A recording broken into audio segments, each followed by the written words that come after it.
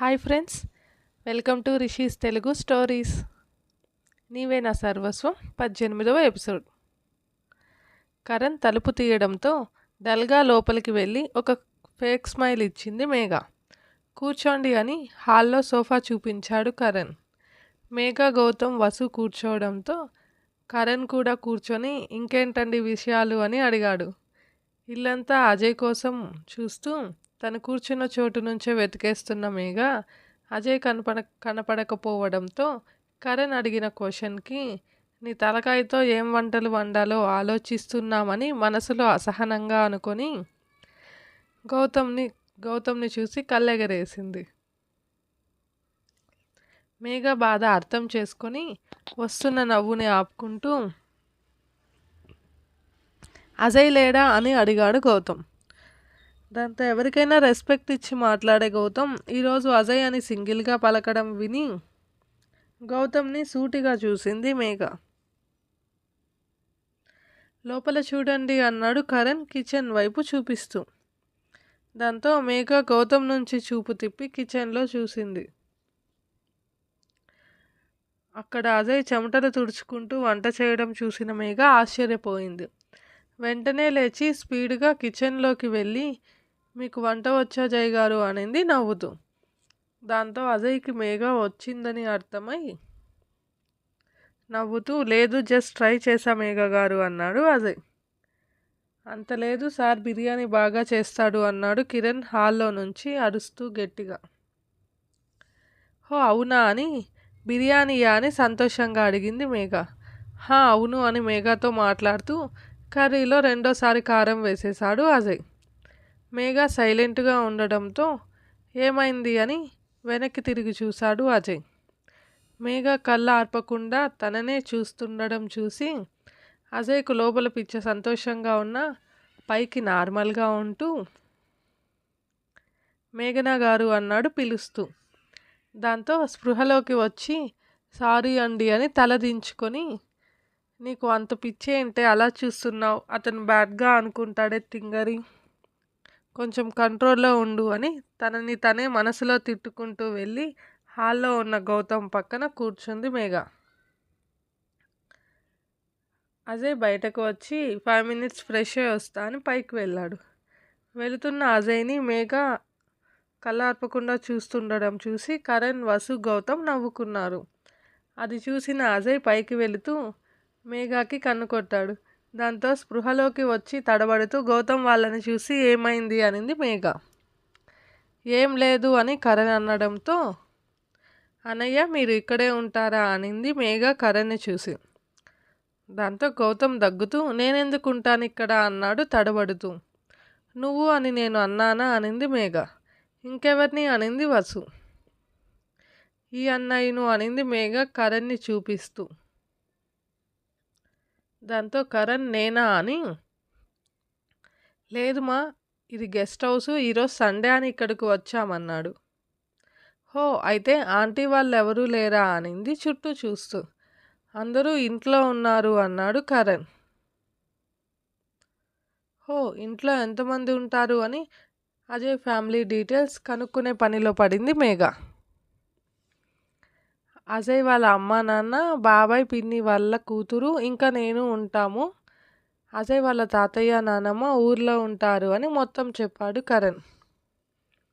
దాంతో మేఘ అన్నయ్య మీ అమ్మ నాన్న ఎక్కడుంటారు అని అడిగింది. వెంటనే కరణ్ కంటి నిండా కన్నీళ్ళు వచ్చేసాయి. అది చూసి గౌతమ్, వసు బాధపడుతుంటే ఏమైంది అని అడిగింది మేఘ. మేఘ ఇక చాలు అన్నాడు గౌతమ్ కరణ్ బాధపడడం చూడలేక. ఇట్స్ ఓకే అని అమ్మ నాన్న ఒక యాక్సిడెంట్లో చనిపోయారు. అప్పటి నుండి నాన్నకు చెల్లి రవలి అత్త, అదే అజయ్ వాళ్ళ అమ్మ, వాళ్ళే నన్ను అజయ్తో సమానంగా చూసుకుంటున్నారు అన్నాడు కన్నీళ్లు తుడుచుకుంటూ కరణ్.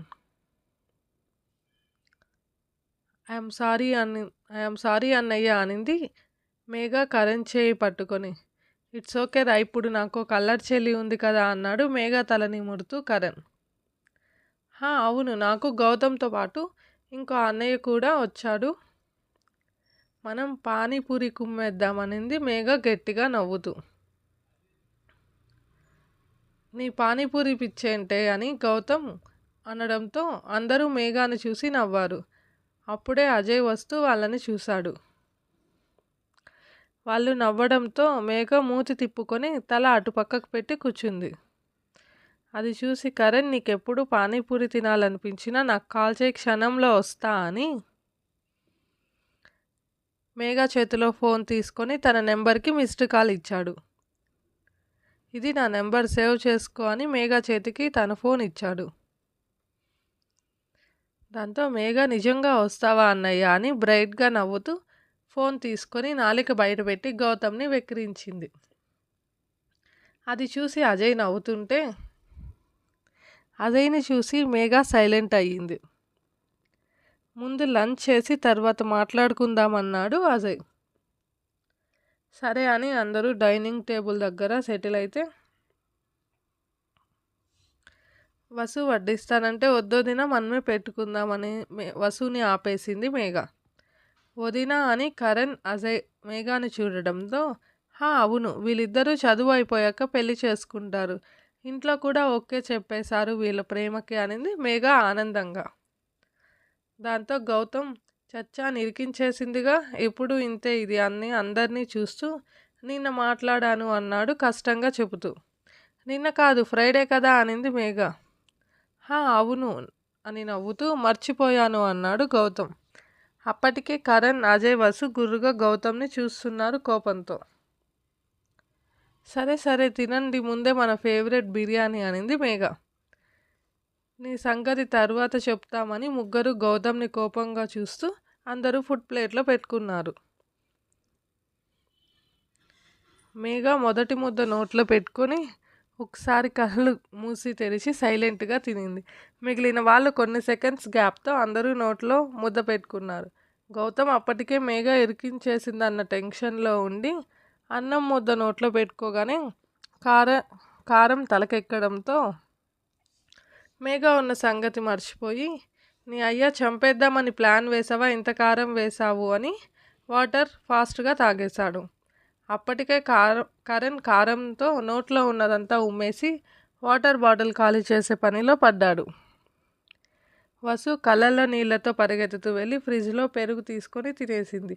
అజయ్కి కూడా నోరు కారంతో బాగా మండడంతో వాటర్ తీసుకున్నాడు. మేఘ మాత్రం అజయ్ తన కోసం వంట చేశాడని కారంగా ఉన్న సైలెంట్గా తింటున్నది కాస్త గౌతమ్ మాట్లాడే విధానానికి అయోమయంగా చూసింది అందరినీ. కానీ వాళ్ళు మేఘాన్ని పట్టించుకోకుండా కారంతో అజయ్ని తిట్టేస్తున్నారు. వీడు మనల్ని పైకి పంపించాలని ఫిక్స్ అయిపోయినట్టున్నాడ్రా అని ఆయాసంతో అన్నాడు కరణ్ అరుస్తూ. అంత కారం ఏంట్రా, ఎప్పుడూ బాగా చేస్తావు కదా, ఈరోజు ఏమైంది అని మేఘ గుర్తొచ్చి అటు చూశాడు గౌతమ్. అప్పటికే మేఘ కారం తినడంతో కళ్ళు తుడుచుకొని ముక్కెగదీస్తూ కోపంగా చూసింది అందరినీ. అన్నయ్య నీ పని అవుట్ అనింది వసు అజయ్ని చూస్తూ.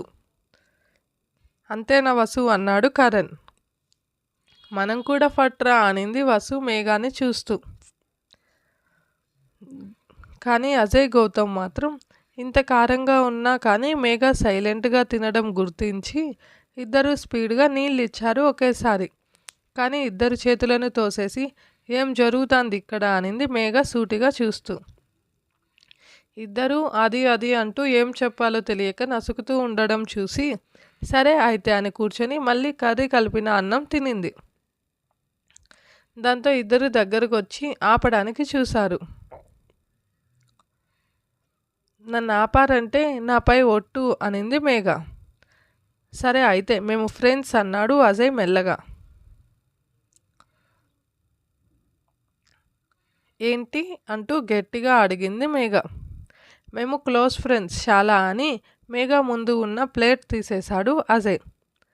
గౌతమ్ నీళ్ళు ఇచ్చాడు మొండి అని మేఘకి.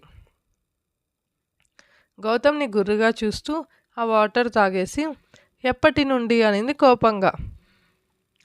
అందరూ ఒకరి మొహాలు ఒకరు చూసుకుంటుంటే చెప్తారా నేను వెళ్ళిపోయేదా ఇక్కడ నుండి అనింది మేఘ బెదిరిస్తూ. దాంతో స్కూల్ డేస్ నుంచి మేము ఫ్రెండ్స్ అన్నాడు గౌతమ్. వసుని చూస్తూ మరి నువ్వు అనింది మేఘ. దాంతో వసు ఏడుపు మొహం పెట్టుకొని మీ అన్నతో స్కూల్ డేస్ నుండి వీళ్ళతో బీటెక్ నుంచి అనింది వసు. దాంతో మేఘ తన కోపాన్ని కంట్రోల్ చేసుకొని కర్రీ కిచెన్లోకి తీసుకువెళ్ళి కొంచెం పెరుగు వేసి దాన్ని వేడి చేసింది. దాన్ని తెచ్చి అందరికీ వేరే ప్లేట్స్ పెట్టి ఫుడ్ వండించింది. ముందు డౌట్గా అందరూ తిన్నా కారం చాలా వరకు తగ్గడంతో మెల్లగా తినేశారు. మీరు కూర్చోండి మేఘ గారు అన్నాడు అజయ్. దాంతో అజయ్ని చంపేసేలా చూసి సైలెంట్గా తన ఫుడ్ తిని ఇక ఈ గారెలు పూరెలు మీ నాటకాలు ఆపండి, చూడలేక చస్తున్నామనింది మేఘ. అజయ్ చిన్నగా నవ్వుతూ హ్యాండ్ వాష్ చేసుకొని సోఫాలో మేఘ పక్కన కూర్చున్నాడు. అజయ్ మాట్లాడాలని చూసినా మేఘ సైలెంట్గా ఉండడంతో సరే అని ఒక కవర్ చేతికి ఇచ్చాడు. దాన్ని తీసుకోకుండా మేఘ పక్కన పెట్టేస్తే మళ్ళీ మేఘ చేతిలో పెట్టి నీకు కోపం తగ్గాక ఓపెన్ చేయి అని తన రూమ్కి వెళ్ళిపోయాడు అజయ్. ఇక వెళ్దామని మేఘ పైకి లేచింది. అదేంటి అన్నాడు కరణ్. దాంతో మేఘ సూటిగా కరణ్ని చూసి బయటకు వెళ్ళి కారులో కూర్చొని కవర్కి ముద్దు పెట్టింది. తన బాల్కనీలో నుంచి అది చూసిన అజయ్ చిన్నగా నవ్వి కారు దగ్గరికి వెళ్ళాడు. గౌతమ్ వసు కూడా బాయ్ చెప్పి సారీరా మొత్తం స్పాయిల్ చేసినందుకు అన్నాడు గౌతమ్ చిన్నగా. రే ఇక చాలా ఆపు అని సారీ అని మేఘాకి చెప్పి ఐస్ క్రీమ్ చేతిలో పెట్టి వెనక్కి వెళ్ళి బాయ్ చెప్పాడు అజయ్. దాంతో మేఘ మొహం పక్కకు తిప్పుకుంది. గౌతమ్ కార్ స్టార్ట్ చేశాడు. అద్దంలో అజయ్ కనిపించినంత వరకు చూసి తర్వాత కళ్ళు మూసుకొని సీట్కి వాలి సైలెంట్ అయ్యింది మేఘ. అజయ్ చిన్నగా నవ్వుకొని లోపలికి వెళ్ళిపోయాడు. వసుని డ్రాప్ చేసి ఇంటికి వెళ్ళారు గౌతమ్ మేఘ. మేఘ ఎవరితో మాట్లాడకుండా నేరుగా తన రూమ్కి వెళ్ళిపోయింది. అది చూసి గౌతమ్ నిట్టూర్చి కాసేపు వాళ్ళ అమ్మా నాన్నల దగ్గర మాట్లాడి తన రూమ్కి వెళ్ళిపోయాడు.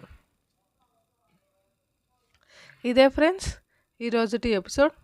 మీకు స్టోరీ నచ్చితే లైక్ చేయండి, ప్లీజ్ కామెంట్ చేయండి, మన ఛానల్ని సబ్స్క్రైబ్ చేసుకోండి ఫ్రెండ్స్. Thank you.